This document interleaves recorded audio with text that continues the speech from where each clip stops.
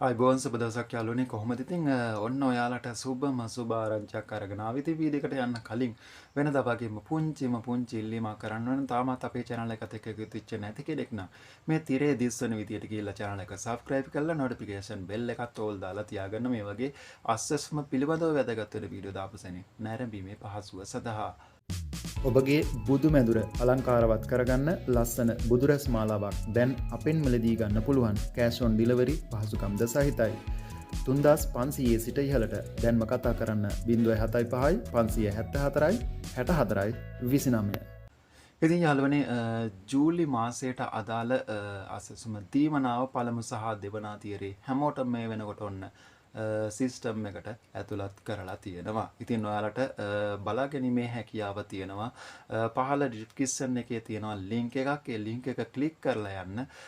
ඉතින් ඊට පස්සේ ඔයාලට සුදු පාට කොටුවක් දිස්සෙනවා. ඒ කොටුවේදී ඔයාලගේ ජාතික හැඳුනුම්පත් අංකය සඳහන් කරලා එතනට ටයිප් කරලා සර්ච් කියන බටන් එක ක්ලික් කරන්න. එතකොට ඔයාලගේ සම්පූර්ණ විස්තර බලා ගන්න පුළුවන්. පහළට යනකොට ඔයා කවදා ඉඳලාද මුදල් ලබා ගත්තේ අන්න ඒ ලබාගත් මාසේ ඉඳලා සියලුම මාසවල මුදල් බලා ගැනීමේ හැකියාව තියෙනවා.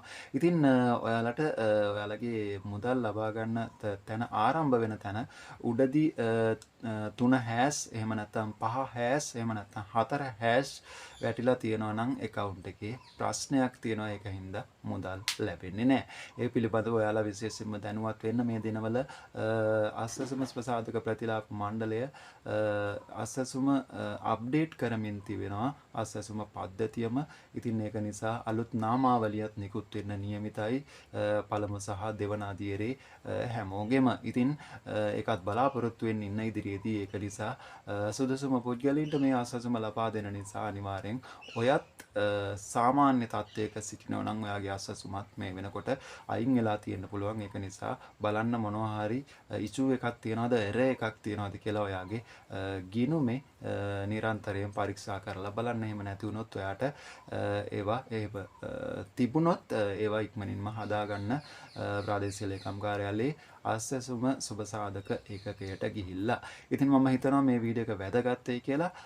මුදල් බැංකුවට වැටෙන දිනේ ඉක්මනින්ම මම ඔයාලව දැනුවත් කරන්න රැඳිලා ඉන්න අපේ channel එකත් එක්ක.